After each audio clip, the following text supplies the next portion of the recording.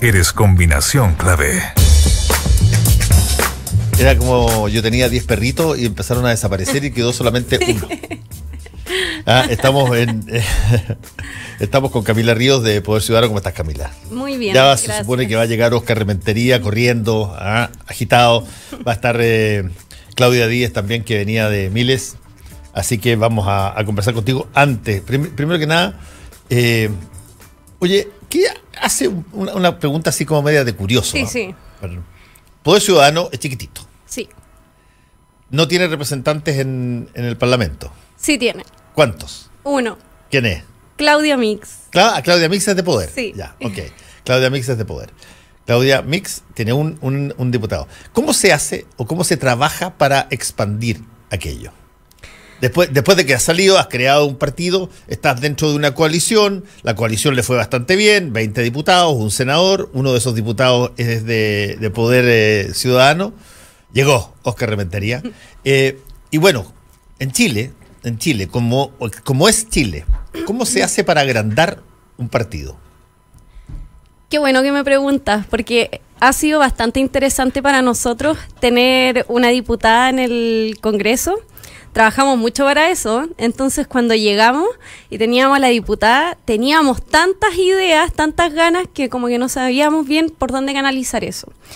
Pero sabes que yo creo que que Poder esté en el Parlamento, en el Congreso, ha sido muy importante para el Frente Amplio, porque hoy día el Frente Amplio es una instancia que está en disputa el carácter que tiene que tener el Frente Amplio hoy día y también hacia el futuro. Entonces yo creo que lo que nosotros hemos hecho es plantear que primero el ejercicio del poder o el ejercicio de una diputada tiene que ser con carácter popular, o sea, que siempre esté pensando en la gente. Y en ese sentido nosotros hemos estado como bastante alejados de esta idea de las cocinas que se ha instalado en política, de que si no está cocinado y no tenéis los votos, mejor no hagáis nada. Nosotros hemos intentado transmitir que al final, teniendo una diputada, teniendo poquita fuerza, también como Frente Amplio, sí se pueden hacer cosas. Hicimos la solicitud de destitución de Abbott, estamos por una reforma al Ministerio Público, presentamos un proyecto de ley sobre el parto respetado y cosas que nos han dicho que al final no se puede hacer, que no tenemos la fuerza para hacer, al final hemos tenido la convicción de sacarla adelante igual.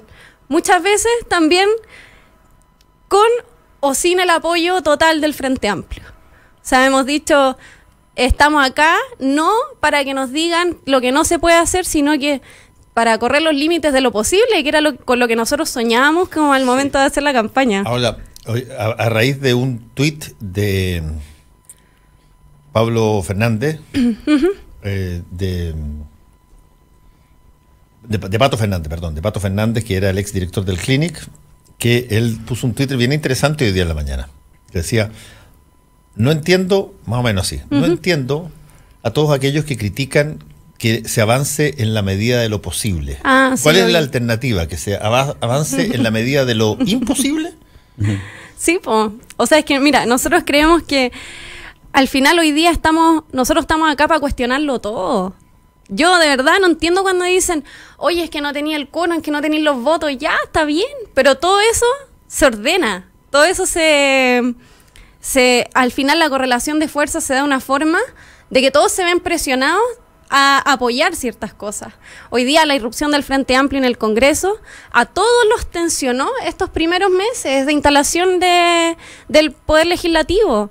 Todos estaban muy tensionados por la existencia del Frente Amplio. El Partido Socialista tuvo un congreso donde tuvo que definirse mil cosas. Uno podrá decir, bueno, son puras declaraciones de buena voluntad, pero sin duda que la existencia y la irrupción del Frente Amplio hoy día en el Congreso sí significa algo para nuestro sistema político y cómo se entiende también el hacer política. Cuando a mí me dicen, oye, tenía una diputada, ¿para qué vaya a presentar un proyecto, no sé, X? Y yo digo, bueno, porque para eso estamos, po. Si al final nosotros fuimos elegidos oposición y nosotros tenemos que hacer ejercicio de esa oposición. Yo no entiendo a esa gente que dice, oye, ustedes perdieron. Espera, que ahí tienes un error. Ahí tienes un error, perdona que te diga. Ustedes no fueron elegidos como oposición, fueron elegidos simultáneamente con un candidato presidencial donde no se sabía quién iba a ganar, salvo que alguien estuviera de antemano. Sí, por lo tanto, ustedes fueron elegidos. Siempre se elige para que uno gane, y si es que gana, es mayoría. Sí, pero hoy día resultan después haber perdido y por lo tanto pasan a ser oposición. Sí, y yo quiero complementar un poquito. Yo reconozco. Sí, muy buenos días. Tu día. Este martes con sabor a lunes. Sí, no tenías colegio porque el día profesor. No tenía colegio. Pero la gente que no sabe, yo soy casi un puber. Casi un puber, sí, de verdad. Joven. Joven, un lolo. Primero decir que es verdad, desde que irrumpió o desde que llegó al Congreso del Frente Amplio, yo diría que más que tensionar el Congreso, yo creo que ha cambiado las miradas que han existido hasta ahora, las miradas tradicionales, que yo creo que se fueron asentando desde el año 90 hasta ahora. Si no, pregúntenlo a Urrutia nomás, con esa parada de carros que le hizo la Pamela Giles, que nunca él habría esperado algo así de otro parlamentario. Y yo creo que eso es positivo, porque es una forma también de demostrar al país que el Congreso tiene que representar cómo ha evolucionado también la sociedad. Y la sociedad chilena ya no está aguantando lo que aguantaba siempre. Y me parece positivo que eso se haya plasmado. Ahora, por otro lado, lo que dijo el Pato Fernández, esa frase viene de buscar justicia para las violaciones a los derechos humanos y que se ha ocupado durante mucho tiempo. Todos. Claro, se ha ocupado para casi todo. Yo creo que hay que entender los contextos. Fue la frase de Patricio Elwin. Así es. Hay que ver los contextos cuando una persona está buscando justicia por el asesinato de su hermano, de su padre o de su hijo. Por supuesto que es indignante que le aparezcan con una frase así. Pero para el resto, cuando estamos hablando de la evolución de la sociedad o el desarrollo de los países, por supuesto que hay que avanzar en la medida de lo posible. La evolución toma a veces 1 millón de años para que te salgan alas. Hoy recordemos cuánto tiempo existió en el planeta Tierra, en la humanidad, la esclavitud. Si la esclavitud desapareció hace poquito más de 150 años y en algunos lugares del mundo todavía existe la esclavitud, no legalmente, pero todavía persiste. Entonces, estas evoluciones, por supuesto que tienen que ser en la medida de lo posible, y también la medida de lo posible lo va a permitir un nuevo parlamento. La medida de lo posible yo creo que también lo están permitiendo tanto los parlamentarios del Frente Amplio como también las nuevas generaciones que están apareciendo en la derecha. Yo aquí quiero destacar la irrupción de lo que fue Evópoli en lo que era un bloque de derecha tradicional conservador. Y eso no había existido antes. Cómo se han ido desmarcando, incluso parlamentarios de la misma UDI. Yo les quiero recordar que el partido en sí, que está más en contra de la igualdad de derechos, es la UDI. Y al mismo tiempo tenemos parlamentarios que están a favor del matrimonio igualitario en la misma UDI. Eso no había existido antes. Entonces, ahora, en la medida de lo posible lo van a permitir también esos factores que están irrumpiendo. Convengamos que, por ejemplo, en tu ex partido... ¿Cuál? Renovación Nacional. Ya, sí. En tu ex partido. Sí, porque recuerda que Amplitud. Sí, Amplitud también fue tu casa. Ex partido. Tu casa. En Renovación Nacional, si bien en la UDI se está produciendo una discusión interesantísima, a mi modo de ver, entre gente que empieza a pujar porque uno tiene que tener una mirada un poco más liberal, tiene que tener una mirada un poco más abierta a la sociedad, donde está incluso quien está postulando a la presidencia de la UDI para competir con Jacqueline Van Rieselberghe, que es Javier Macaya, y la gente que está con Javier, qué sé yo, Jaime Belolio y demás. En el caso de Renovación Nacional se produce el problema inverso. Renovación Nacional, que fue siempre el fortín de la derecha, si tú quieres, racional, donde se discutían las cosas, donde se podía conversar con la oposición. Conversacional, esa derecha era conversacional. Era la de Ricardo Rivadeneira, la de Francisco Bulne, la de Andrés Alamán, en su época, en esa época, no la actual. Que eran personas que tendían puentes, que hoy día está yendo a un lugar donde se está colocando, pero más... están atrincherando las posiciones. Se está atrincherando en posiciones muy... La apertura que le dio para tener más votos, para generar más diputados a lo que se denominó la bancada evangélica, va a terminar conspirando contra el mismo propósito de Renovación Nacional. Esto que Camila Flores diga esta barbaridad de que las brigadas Ramona Parra se dedicaba a matar gente, no te habla solamente de ignorancia en materia histórica, sino que también te habla de que hay puntos de vista que son de buenos y malos, aquí, allá, eras tú, era yo, que en Renovación Nacional históricamente no se daba. No. Eran unos prohombres muy importantes que En RN convivían, cimentaron la posibilidad incluso de la transición a la democracia. bueno, en RN convivían los liberales y los conservadores, esa era como la gran característica que tenía. Eso hasta, porque a mí me tocó vivirlo, la llegada de Carlos Larraín. Y Carlos Larraín dejó lo que yo llamo una herencia maldita, que fue la polarización al interior de Renovación Nacional de los dos sectores. Yo les quiero recordar que cuando comenzaron a desprenderse de RN, destacadas figuras políticas como Carla Rubilar, Joaquín Godoy, Pedro Brown, Lili Pérez, para formar otros movimientos fue precisamente porque ya no podían seguir en el mismo partido con Carlos Larraín, y ellos lo dijeron con nombre y apellido, no es algo que yo estoy inventando ahora. Y esta herencia de Carlos Larraín, del segundo hombre más rico de Renovación Nacional, donde La Plata tuvo mucha influencia en la administración que le estuvo, porque más encima él tenía mucho dinero, era una persona que le gustaba imponer sus ideales al resto, pero no por la vía de la fuerza, sino por una vía mucho más indirecta, que era poder financiar determinados proyectos, determinadas e incluso determinadas candidaturas. No era un hombre cagado, eso yo debo decirlo, soltaba el billete, porque el presidente Sebastián Piñera, cuando fue presidente de RN, era bien manito guagua, pero Carlos Larraín no tiene esa fama. Tanto así que prestó plata, después se la tuvieron que devolver. Pero por supuesto, si nunca pierde. Carlos Larraín no, Carlos Larraín entregaba billetes a distintas candidaturas, se sabe algunas candidaturas senatoriales que prácticamente las financió a él, y que estas personas ahora están en el Congreso como senadores. Entonces lo que él generó fue esta herencia maldita de una especie de conexión permanente con una persona que ya no está en la primera fila de la política. A pesar de que Carlos Larraín tiene un cargo en la directiva de RN, creo que es vicepresidente, si no me equivoco, a cada rato asoma la cola para decir, estoy acá presente. Yo sé que, por ejemplo, en el caso de Mario Desbordes, un personaje muy atractivo, sí, en términos, te voy a decir, de político, porque primero... y mediáticos también, pues era el villano de todo el mundo. No, porque era una persona que decía bastante directamente las cosas, siempre además lo adornaba de una serie de frases. Yo creo que, para serte franco, la diferencia entre ese presidente y el actual es la diferencia entre una naranja y una arveja. O sea, es kilométrica. Es kilométrica. Mario Desbordes es una persona que yo lo conocí por lo menos hace 15 años atrás, cuando él era funcionario del tercer piso de RN. O sea, si él llegó a ser presidente del partido, es a base única y exclusivamente de méritos. Méritos, no de méritos, de mérito. Es una persona correcta. Hay dos personas que yo pondría las manos al fuego por él en política, que conozco hace muchos años: el alcalde de Santiago, Felipe Alessandri, y Mario Desbordes. Esa es la verdad. Y yo sé que a Mario le toca ahora bailar con la fea, po. ¿Y eso qué quiere decir? Que le toca hacerse cargo de esta herencia maldita que dejó Carlos Larraín, de la polarización, tremenda polarización interna dentro del partido, y tener que mediar entre los ultraconservadores, porque ya no hay conservadores en RN, hay ultraconservadores en RN, y las personas que son más liberales y que tratan digamos, de representar mucho más las dinámicas de la sociedad. Sobre lo que tú mencionabas de Camila Flores, totalmente de acuerdo. Ella quiere de mala manera representar un sector duro de la sociedad, a un sector ligado a lo que fue la dictadura, la violación de los derechos humanos, pero también lamentablemente están equivocando en ese camino la bancada evangélica. Pues yo puedo tener muchas diferencias con los diputados de RN evangélico, en términos mal llamados valóricos, que nosotros decimos que son de derechos civiles, pero a mí me parece muy válido que ellos transparentemente digan que son así.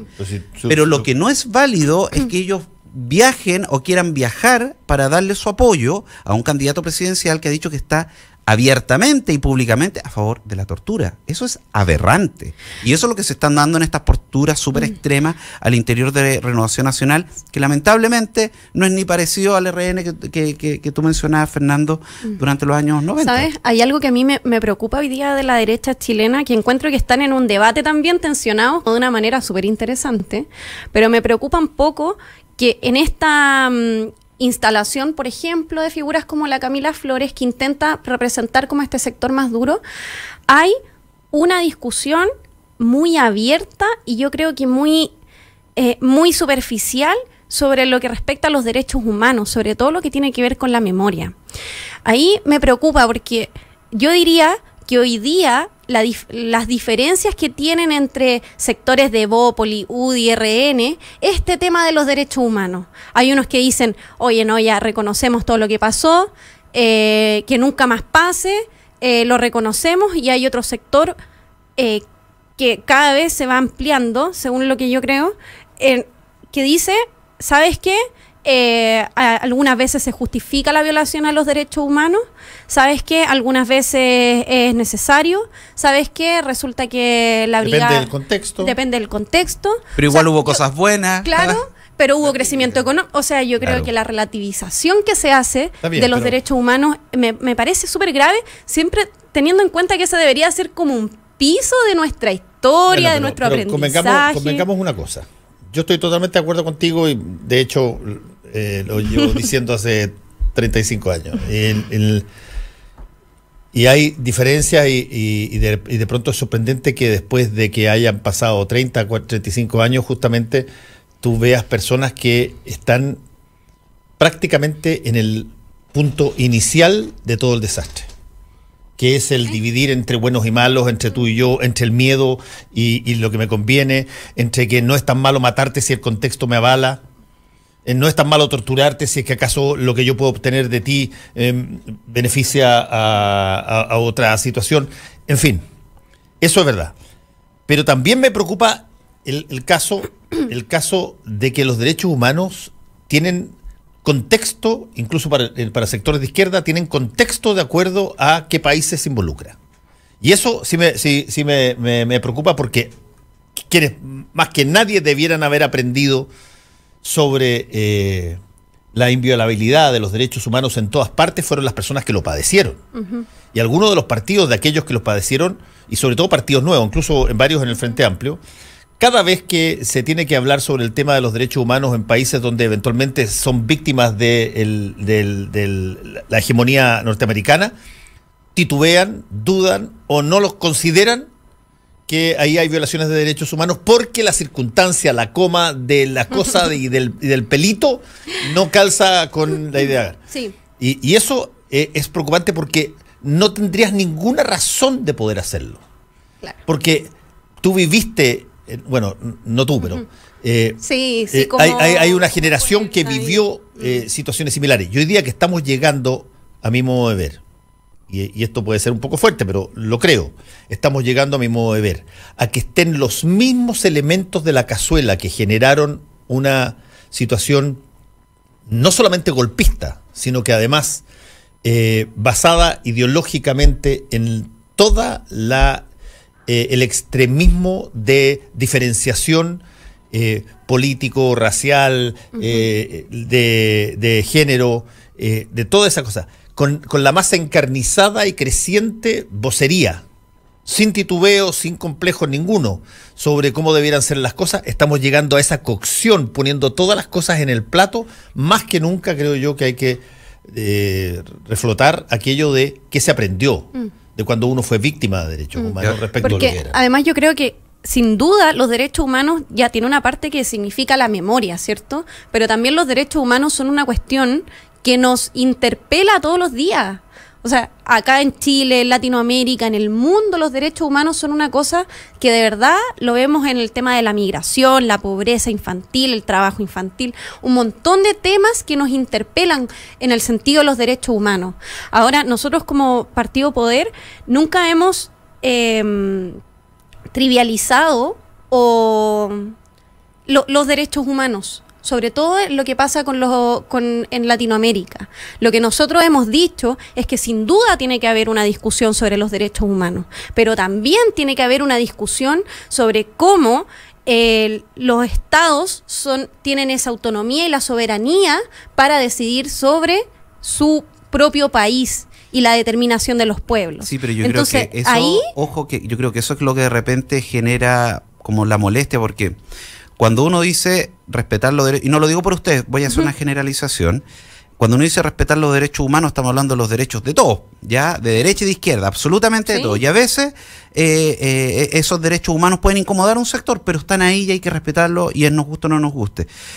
Pero cuando en Venezuela se violan los derechos humanos, y en vez de eso acá dicen que es una crisis de su democracia, es una crisis institucional, y evitan manifestarse directamente con que el actual presidente, bueno, el actual presidente Maduro está violando los derechos humanos y que tiene además una crisis institucional, democrática, social, económica, todo lo que tú queráis. Por eso viola los derechos humanos. No, y también esta brigada, la Brigada Nacional Bolivariana, que toma los servicios de inteligencia, que están tomando presos gente, la tortura. Porque existe una crisis que el Estado no le gusta, pero o ¿qué que pasa? al gobierno no le gusta, acá los partidos de izquierda, y por eso digo voy a generalizar, los partidos de izquierda dicen, no es que se violen, hay una crisis institucional y como que eso deriva en algunos atropellos, y no quieren decir las cosas por su nombre.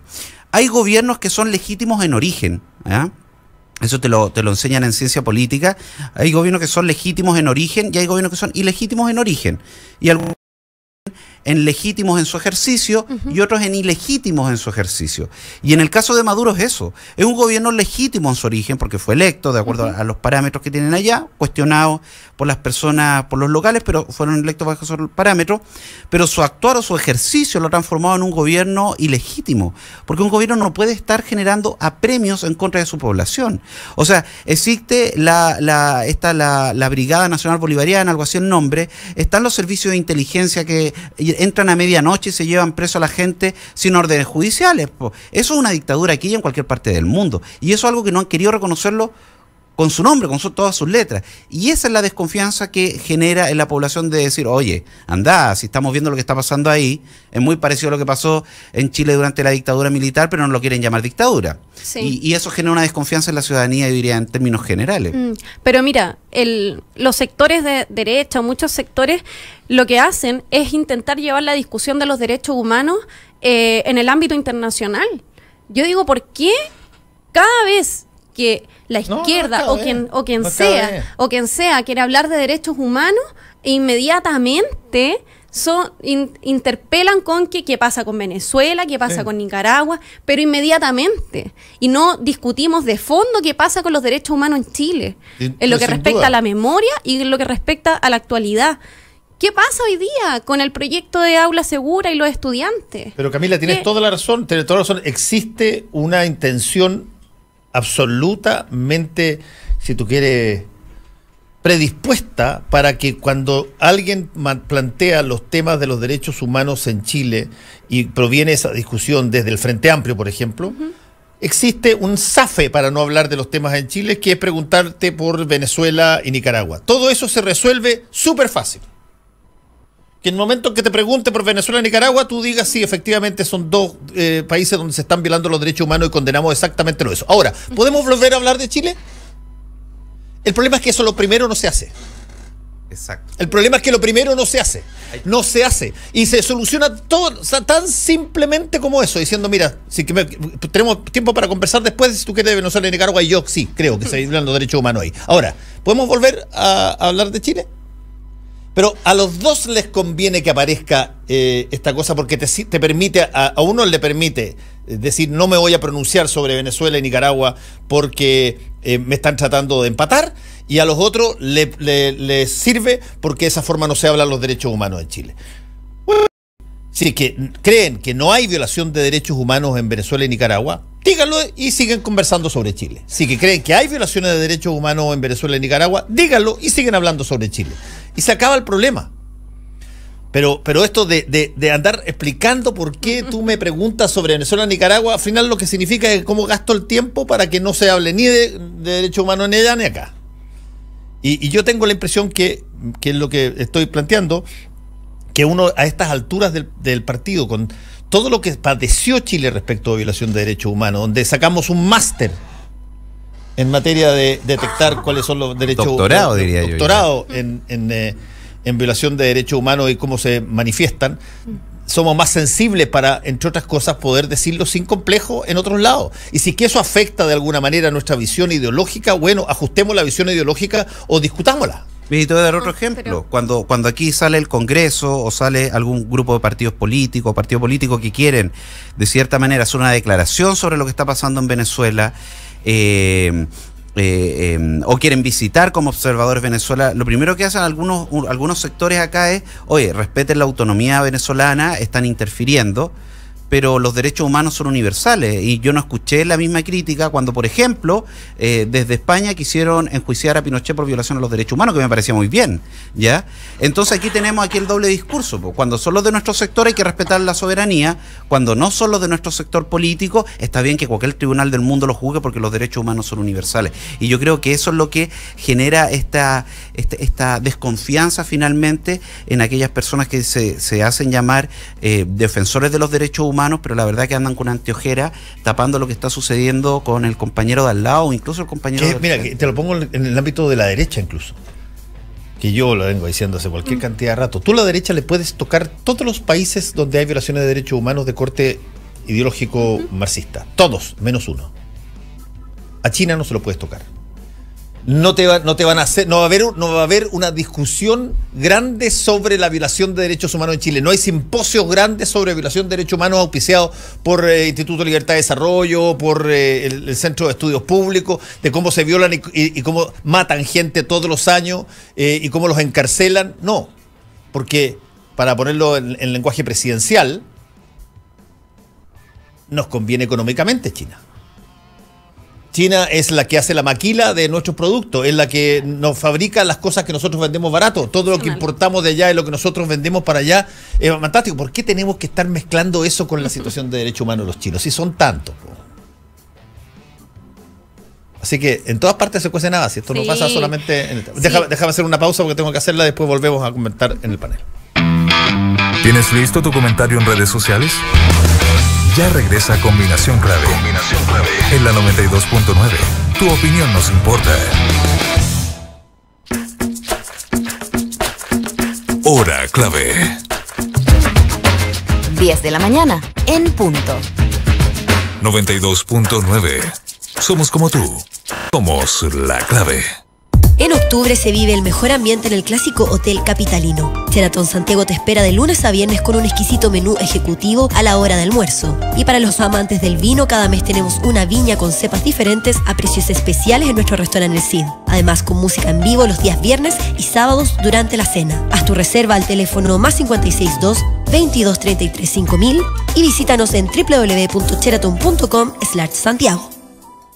Vivir retornable es vivir con más conciencia para cambiar algo más que tu vida. Es hacer un mundo más sustentable, con menos cosas descartables dando vuelta. Y en Coca-Cola queremos decirte que no es difícil empezar a hacerlo. Son pequeñas cosas, como llevar un envase retornable vacío y volver con uno lleno. Busca tus retornables en supermercados a precios imperdibles. Coca-Cola, vivamos más retornable. Ay, amiga, se viene el verano y no tengo nada planificado. Buscar pasaje, un hotel rico, traslado, todo. Pero Connie, para. Yo ya fui a una oficina Latam Travel y me ayudaron a planificar todo mi viaje. Me voy a Varadero con la José y Martín. ¿Cómo? ¿Cuándo? ¿Y en qué momento? Que no supe. Planifica ahora tu verano. Muchos destinos te esperan. Visita ahora una oficina Latam Travel. En Latam Travel creamos todo tu viaje. Vuelve la pasión, vuelve Chile, se enciende la llama mundialista y está más roja que nunca. Martes 16 de octubre, Chile versus México, a las 9:45 de la noche, Estadio Corregidora de Querétaro. Volvamos a vibrar con la roja. Transmite en exclusiva Chilevisión Deportes. Vamos con la roja, vamos contigo. En el corazón de Providencia y a pasos del metro, Hotel Nogales and Convention Center. Un servicio de primer nivel con estacionamiento, Wi-Fi y desayuno incluido. En Hotel Nogales ponemos a su disposición nuestro centro de eventos con salones con capacidad hasta 400 personas. Reserve su estadía en hotelnogales.cl o a nuestro teléfono 223-356958. Hotelnogales.cl. Lo hacemos simple para usted. Atento. Ya está de vuelta tu programa de actualidad y debate más entretenido. Tu opinión nos importa, así es que toma tu lugar en el panel, en @Radio La Clave y comenta. Es tu combinación clave. Aproveche porque se extendió la oferta de paquetes y circuitos. En Latam Travel junto a Europa Mundo tiene unos destinos increíbles al viejo continente. Madrid, París, Venecia y Roma lo esperan. Visite ahora una oficina de Latam Travel. Además recuerden, Latam Travel le organizan todo su viaje. Sheraton Fest este jueves 18 de octubre. Sheraton Fest, cervezas y mini degustaciones de hamburguesas en las terrazas de Sheraton Santiago. El secreto del éxito está en tomar riesgos y superar desafíos. Viva la vida Concho tomando buenas decisiones. Batería Hankook, mucho más. Participe por entradas dobles para el concierto de KC and the Sunshine Band. El invitado es Earth, Wind and Fire y a realizarse esto el sábado 20 de octubre de 2018 en el Movistar Arena. Solo tiene que comentar la foto del concurso etiquetando a la persona con la que le gustaría ir al concierto. Participan todos los que comenten en Facebook, Instagram y en Twitter con el hashtag Combinación Clave. El jueves 18 de octubre se sortean las entradas gentileza de Free Time. Hay libros para regalar, gentileza de Me Gusta Leer Chile. Puede participar usando combinación clave, o sea, hashtag combinación clave y nombrar también @Me Gusta Leer. Los libros son Huáscar, una novela de Carlos Tromben, La cacería naval que marcó la historia de Chile y Perú, y de María José Cumplido, Chilenas Rebeldes. Ya sabe, hashtag combinación clave y nombrar también @Me Gusta Leer CL. Eres parte del panel. Eres combinación clave. Estamos en el panel reducido, pero con Claudia nunca llegó, de los días martes. Está con nosotros Oscar Reventería, está Camila Ríos, también de Poder. Bueno, hay bastantes más temas que ese conversar. Por ejemplo, yo creo que un tema interesante a conversar es qué fue lo que pasó en la escuela militar. Exacto. Yo insisto, lo dije en mi editorial, que el homenaje al que todo el mundo cree que hace referencia, no es el homenaje de el hijo de Miguel Krasnov hablando en el micrófono de la escuela militar. Es en ese día de ese partido. Porque tengo que creer en las palabras que él dice. Cito a Miguel Krasnov. Dice: quiero agradecerles profundamente el cariño, la lealtad y la hombría que han tenido el director de la escuela y con la aprobación de todos ustedes de poder acordarse de los soldados que no todos se acuerdan. Ese fue un gesto de valentía y hombría que tanto falta en el país. A ver, Krasnov no se está refiriendo a su homenaje, se está refiriendo a otro homenaje, a algo que pasó antes, a lo que él agradece, porque recordaron a los... cito, los soldados que no todos se acuerdan. Y que eso, dice, es un gesto de valentía. Por lo tanto, mi pregunta es, ¿hubo un homenaje que no se registró en video antes y que motiva de que el hijo de Miguel Krasnov agradezca eso que se hizo? Porque eso es lo que está diciendo. Aparentemente hubo algo antes. Algo que fue investigado, porque la decisión del ejército de dar de baja... De hecho, yo puse un tuit cuando vi esta noticia, diciendo, como preguntándome ahí en Twitter, supongo que ya dieron de baja al director de la escuela militar. Ya empezaron ahí las discusiones, algunos me ponían, oye, pero fue una actividad deportiva, donde salió esto, no tenía nada que ver, etcétera. Pero finalmente sí lo dieron de baja. Entonces la pregunta es, efectivamente, ¿qué tan fuerte o qué tan evidente o qué tanto rompió las normas el mismo director de la escuela militar que terminan tomando esta decisión por parte del ejército? No era una persona de un grado menor, o sea, era el director de la Academia de Formación de los Oficiales del Ejército. Yo creo que aquí hubo una investigación sumaria, rápidamente se juntaron los militares de alto rango, vieron lo que habían pasado, y cuando... A ver, yo digo, cuando el parto es doloroso hay que hacerlo rápido. Y claramente aquí se venía otra cosa más. Y esta otra cosa más es la que tú estabas mencionando. No, porque si tú empiezas a investigar, bueno, ¿a qué otra cosa hacía referencia a él? No. Y era mejor ahí cortar la cabeza de la persona que estaba yo insisto que aquí me falta, periodísticamente si tú quieres, me falta un nexo.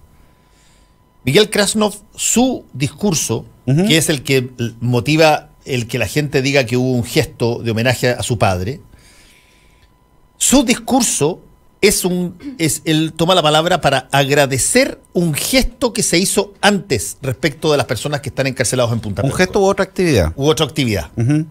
Ese gesto y esa otra actividad no lo hizo Miguel Krasnov hijo. No. Lo hizo alguien. Bueno, el director de la escuela militar, se le hace referencia a él. Entonces, la pregunta es, cuando se echa al director, ¿se le echa por qué? Porque no se ha dicho cuál es el gesto anterior que se hace. Y probablemente no lo vamos a saber.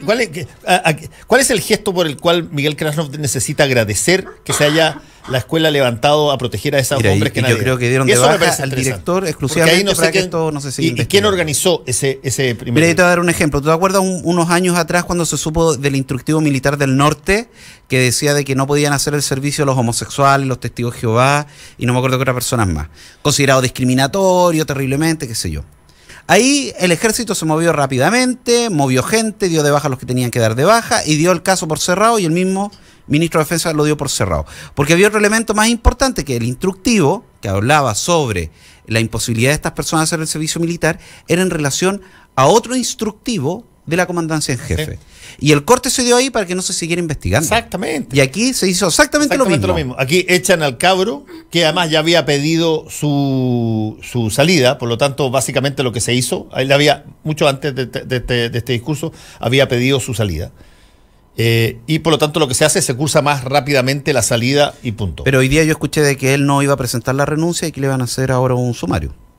Hoy día en la mañana estaba viendo de Miguel Krasnov, hijo. Sí, lo que todo de Miguel Krasnov basa, todo lo que se ha informado de él es que él había presentado su solicitud de salida del ejército con mucha anterioridad a este homenaje. Oye, te cuento lo que escuché en la mañana. Por lo tanto, alguien podría pensar, como yo me voy, me puedo dar el gustito de hacer el homenaje, pero a mí mi sorpresa cuando leí lo que él dijo es que él se está haciendo referencia a un gesto que se hizo antes. Sí.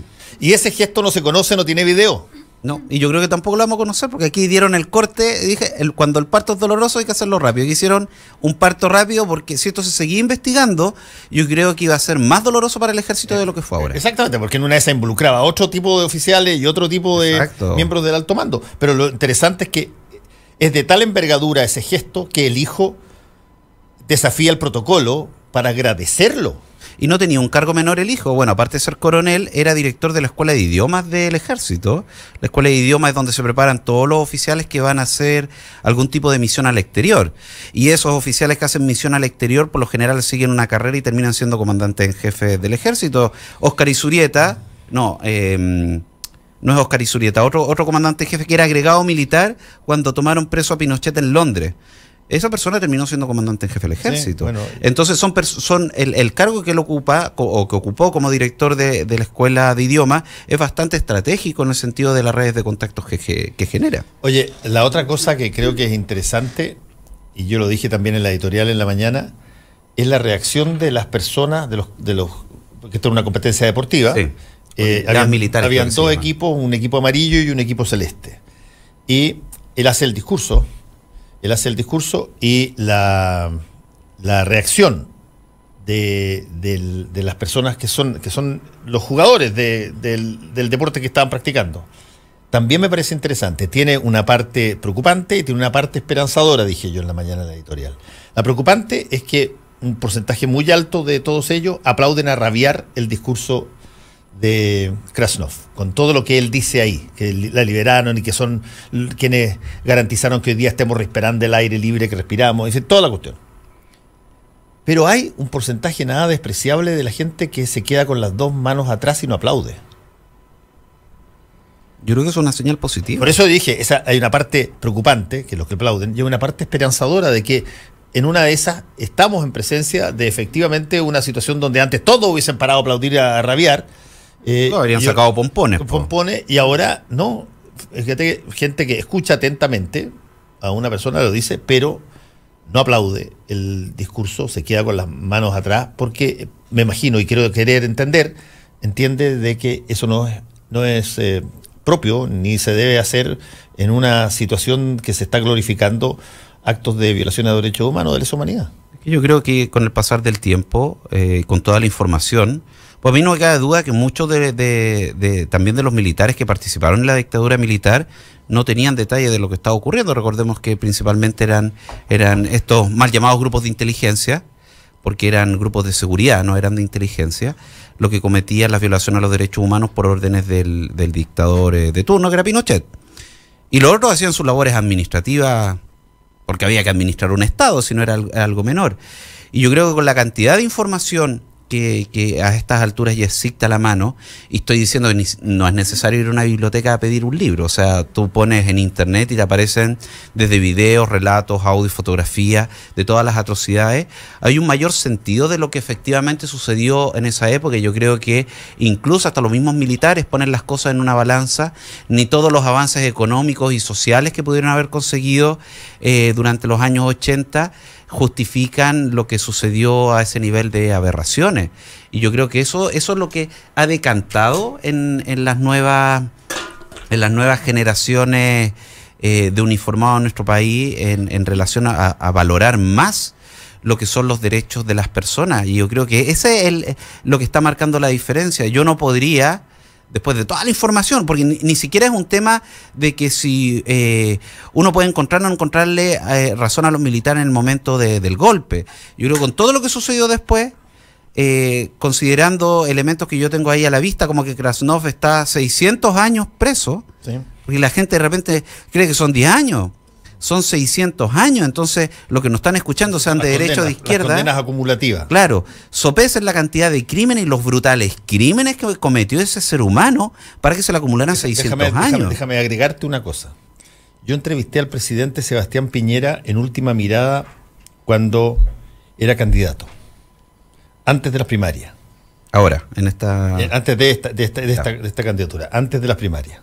Está en ¿cómo se llama? En el historial de Chilevisión que está disponible abierto.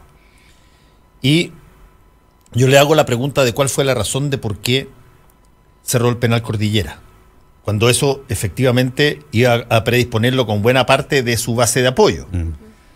Y la respuesta de él fue de nombrarme a 2 personas que estaban presos en el penal Cordillera con este. Pero, Fernando, ¿sabe usted quiénes estaban en ese penal? Así me dice, el Mamo Contreras y el coronel Miguel Krasnov. ¿Cómo puede estar puestos en una cárcel así que era más bien un club de oficiales? Dice. Personas que violaron los derechos humanos en ese nivel. Así que yo no me pierdo ahí, dijo. Y le dio una lección. Escúchame, por lo tanto, un oficial, quizás no el cabro, porque es hijo y él mira las cosas emocionalmente, no racionalmente, pero el director de la escuela sabe que públicamente el presidente de la República ha hecho un reproche personal directo a Miguel Krasnov, y en ese recinto se hace un homenaje a Krasnov. Ese es un desafío al presidente de la República. Es un desafío tocarte la oreja. Por algo le cortaron la cabeza. Bueno, pero que en una de esas sabía que eso le costaba. Pero me interesa saber cuál es el anterior homenaje del que agradece Krasnov, chico, el Krasnov pasa, porque ahí no se sabe quiénes fueron los que organizaron. Yo honestamente creo que ese homenaje nunca vamos a saber nada. De repente, aquí una persona por Twitter me dice, yo creo que por Twitter me dice Jorge Lira Tomisic, me dice, al parecer le habrían regalado una camiseta y por eso el hijo agradece. Bueno, para que la camiseta motive un agradecimiento por valorar a los hombres que no están aquí con nosotros y que retomaron el buen aire de la patria, habría que ver qué dice la camiseta, ¿no? Claro, yo me imagino, de repente es bueno comparar un poquito para que la gente entienda los niveles de indignación, pero esto fue unas palabras, por último, si alguien no quiere decir que fue un homenaje, fueron unas palabras de agradecimiento de esas personas que en teoría liberaron Chile. Hicieron un gesto. Un gesto a estas personas que están presas en Punta Peuco, que están presas por asesinar personas, sino están presas por no pagar, por girar cheques sin fondo. Están presos por asesinar personas. Es tan aberrante como que en la Academia Militar en Alemania alguien agradeciera a los jerarcas nazis por los grandes avances que lograron en Alemania durante su... Claro, porque muchas personas no saben, pero si nos vamos a poner a hacer comparaciones, los nazis fueron los que inventaron las autopistas, se llamaban Autobahn. Los nazis lograron que en cada casa en Alemania existiera una radio. Entonces, ¿a qué voy con esto? Que independientemente de los avances sociales o económicos que puedan existir en una sociedad bajo una dictadura, desde ningún punto de vista, una dictadura puede ser justificada, ni siquiera en parte, ni siquiera en porcentaje, ni siquiera en una pequeña proporción. Sí, yo espero que desde la institucionalidad se deje de hacer estos homenajes, recuerdos, estas reuniones, este mensajito que siempre va como por debajo. Yo me temo que no va a pasar así.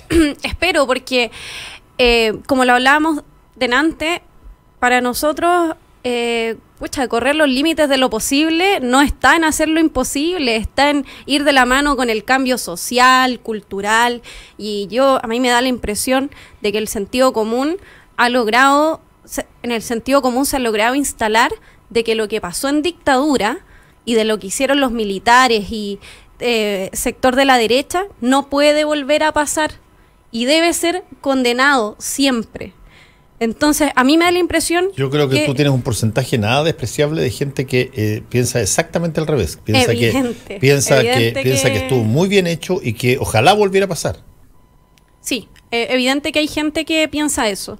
Pero a mí me da la impresión de que hay una mayoría que más o menos el sentido común se ha logrado apropiar de esa condena a estos hechos. ¿Y por qué te digo que dice una cosa que puede ser fuerte? ¿Por qué te digo que dice ojalá volviera a pasar? Porque ven cómo está comportándose el mundo. Si el mundo está cambiando, está mutando, las ideologías y las instalaciones ideológicas mutan, evolucionan, cambian, tienen ciclos. Tú viste en un momento dado en la década de los 70 donde creo que había 1 o 2 países en toda América del Sur que no tenían dictadura. Y era una cosa que era apoyada, institucionalizada, tenías aliados, tenías detractores, en fin. Después se volvió la democracia en prácticamente los mismos todos los países y volvió una suerte de preocupación por la multilateralidad, por los convenios colectivos comunes, por la globalización, y ahora se está viendo un retroceso de aquello donde los países grandes, potentes y con muy grandes economías se achican o se aíslan. Estados Unidos, si Bolsonaro ahora ya ha dicho que lo que quiere es hacer de Estados Unidos una especie de mercado propio primero y después mirar al mundo. Lo mismo está pasando en lugares de Europa, donde tú ves personas y representantes y líderes de partidos que son de ultraderecha, que son anti-migrantes, anti-homosexuales, todos los ¿cómo les llamabas tú? Que yo le llamo las cosas morales, ¿tú cómo les llamabas? Mal llamadas valóricas, que son de derechos civiles. No, valóricas, que son derechos civiles, que están en contra de muchas de esas cosas y que reivindican la historia, no te digo que el nazismo, no, pero reivindican la historia de cuando había orden autoritario en el país, que lo más cercano a lo monárquico, lo más cercano al padre serio, castigador propio de él. Es lo que está pasando en Austria, lo que está pasando en Suecia, lo que está pasando en Italia, lo que está pasando en Turquía, en el caso, te estoy hablando de ahí, lo que pasa con Trump, lo que va a pasar con Bolsonaro si es que gana en Brasil, y por lo tanto en Chile, que la gente tiene ojos y tiene oído, mira todo esto y dice, oye, pero la plataforma para dejar de decir eufemismos, para dejar de decir lo que pensamos sobre la base de palabras que no son las que nos representan y poder hablar como hablamos en los asados cuando nos juntamos todos nosotros y decir claramente aquello que no toleramos, aquel al quien detestamos y que cómo las cosas se debieran hacer en el país, está de vuelta. Oye, esa plataforma está de vuelta, efectivamente está de vuelta. Fernando, yo quisiera agregar un poco lo que tú estabas manifestando sobre Bolsonaro, sí, que prácticamente es el presidente de Brasil. Ya todas las encuestas están diciendo de que él va a ganar en segunda vuelta. Tendría que pasar algo, pero muy fuerte, digamos, de gran magnitud para que eso no sucediera. Pero también uno tiene que tratar de mirar los diferentes puntos de vista. Yo la otra vez escuchaba a un analista político brasileño que decía esto no es que Brasil se volcó a un nacionalismo, a un extremismo de derecha o neofascista, etcétera, sino que hay un fuerte sentimiento contra el PT, que es el Partido del Trabajador, el partido de Lula, de Dilma, qué sé yo, que dejó en buen chileno chata a la ciudadanía brasileña con los casos de corrupción. O sea, sí, ¿para qué decir que el actual presidente Temer también está acusado de casos de corrupción? Entonces, como que no tienen de dónde echar mano los brasileños para poder escoger a alguien medianamente Temer, decente. según lo que me decía un amigo brasileño el otro día, el presidente Temer dura 2 meses fuera de la presidencia antes de caer preso. Lo más probable. O sea, de ahí están mojados, pero allá la coima es algo, pero parece que es pan de cada día. Se armó como la serie de Netflix, la serie de Netflix extraordinaria, o Mecanismo, el mecanismo, que trata solo, es el escándalo de Lavallato y cómo se desarrolla novelizado en serie. Sí, de un policía federal. Yo vi un capítulo, lo tengo pendiente de terminarlo. Es muy entretenido. Pero tú ahí tienes un lugar donde se produce un mecanismo donde las empresas básicamente coimean las posibilidades de contratos nacionales a través de chipeado a senadores, diputados y la presidencia. Financian todo tipo de campaña, ponen los huevos en distintas canastas. La diferencia con Chile, frente a esos escándalos de financiamiento ilegal de la política y todo lo demás, es que en Brasil hay alrededor de 178 personas presas. Todos los ejecutivos de Odebrecht presos. El expresidente de Brasil, está preso, que está con una libertad provisional, pero preso. El presidenta destituida. Cuatro expresidentes de Perú, por las revelaciones de Lavallato de lo que dice Odebrecht desde Brasil, o presos o fugados. El vicepresidente de Ecuador preso. O sea, lo que te trato de decir es que si bien allá la cosa es de un caso brutal de corrupción, la justicia brasileña ha sido muchísima más decente que la justicia chilena para enfrentar el mismo tema. Sí, absolutamente de acuerdo. Sí, y aquí tiene que ver casos. Sí. Y a propósito de eso, me hicieron recordar, nosotros hemos estado revisando mucho la reforma tributaria de este gobierno, y la mayoría de los estudios se han focalizado en el análisis del sistema integrado de tributación, ¿ya? Pero hay un área que nadie se ha metido mucho a estudiar, que tiene que ver con el financiamiento a la política, que tiene que ver con mecanismos de elusión y evasión de impuestos hacia las empresas, que tiene que ver con quitarle muchas de las atribuciones que hoy día tiene el Servicio de Impuestos Internos y de Fiscalización, que hoy yo le pondría ojo a partir de este tema como de la corrupción y de los dineros en política, porque nadie ha dado esta discusión de la reforma tributaria en este sentido de cómo se fiscaliza, de cómo generamos más condiciones para transparentar los dineros que reciben parlamentarios, bueno, y todos los que están en el poder o que tienen representación popular. Yo le pondría mucho ojo en ese tema porque nadie lo ha puesto en la palestra, y yo creo que es muy importante discutir. Ahora, la corrupción en Latinoamérica siempre sabemos que es altísima, tanto en gobiernos de derecha como de izquierda, y estoy de acuerdo, nosotros tenemos que combatirla, tenemos que generar condiciones para mayor probidad y transparencia. Ahora... Pero perdón, yo creo que, considerando lo que tú estás diciendo, yo estoy muy de acuerdo, creo que nos hacen falta instituciones. Yo no soy una persona que creo que el Estado tiene que ser muy grande, yo creo que tiene que ser eficiente, y eso independientemente del tamaño que pueda necesitar. Tenemos más instituciones. En el caso del Servicio de Impuestos Internos, yo creo que debería ser autónoma, porque el director es nombrado por el ministro de Economía, Hacienda, no me acuerdo cuál de los dos, el encargado directo de impuestos internos, y eso generalmente te puede crear algún tipo de presión política en torno al director de Servicio de Impuestos Internos. Lo vimos en el gobierno de la expresidenta Michelle Bachelet. O sea, esto no es algo que uno esté especulando, si ya ha pasado. Necesitamos instituciones autónomas, y si queremos abordar la corrupción derechamente que puede existir en nuestro país y erradicar lo que sea un gramo de corrupción, erradicarla, bueno, necesitamos crear una institucionalidad, una fiscalía anticorrupción o algo por el estilo, que se dedique exclusivamente a esto, porque actualmente, ustedes no sé si se han dado cuenta, el Ministerio Público ya está como circo pobre, se está haciendo cargo de todo lo que llega, y de los casos más fuertes se está haciendo cargo por oficio. El caso o esta situación de las facturas ideológicamente falsas. Tú sabes que en la legislación no existe esa frase. Eso es una construcción que hizo el Ministerio Público para hacerse cargo de algo que nadie se estaba haciendo cargo, que era cómo sectores políticos, partidos políticos estaban generando facturas falsas para conseguir financiamiento irregular, digamos, poco ético para sus campañas. Hay que decir una cosa sobre eso. La falsificación de facturas siempre ha existido. Un gallo que se consigue una imprenta y falsifica una factura, le inventa un timbre y la pasa, eso siempre ha existido. En este caso no se trata de esa falsificación, sino que aquí lo que se falsifica es el servicio que se prestó. Exacto. Tú dices que hiciste un trabajo para un tercero que nunca hiciste, pero aparece una factura legal, perfectamente legal, con todos sus timbres tal cual, por lo tanto, que tú emites y por lo cual te pagan. Pero el trabajo no existió, o sea, es una manera de pasarte plata por otra razón, y pasarlo como gasto de la empresa, adulterando la función que cumpliste.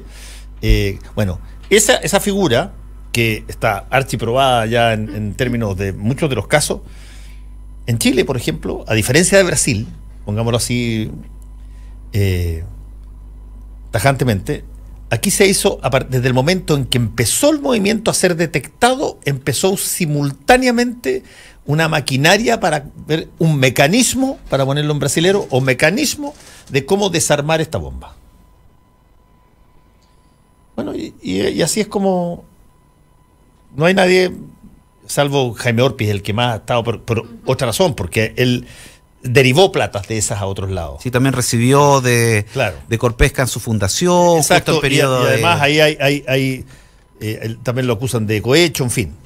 Pero otras personas que tenían casos tremendamente establecidos, abiertos, por prescripción, porque se dilató la investigación, porque esto de aquí, de acá, allá, no queda nada. Y el mensaje que pudo haber sido súper explícito para la población, de que en Chile no se juega con la plata para coimear la política, se perdió la oportunidad.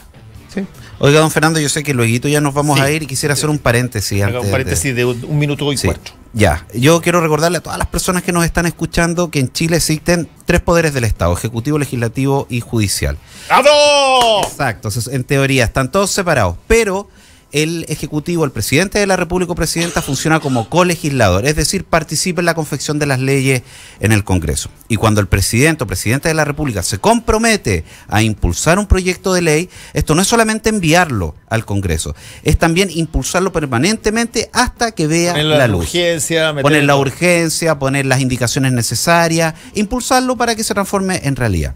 Es inaceptable la declaración que el día de hoy, a través del diario La Tercera, ha hecho la subsecretaria de Derechos Humanos, diciendo que el Estado de Chile, que en el compromiso que asumió con el móvil de impulsar el matrimonio igualitario, desde ningún punto de vista puede ser considerado que el gobierno tiene que estar, digamos, batallando hasta lograr su aprobación. Es colegislador.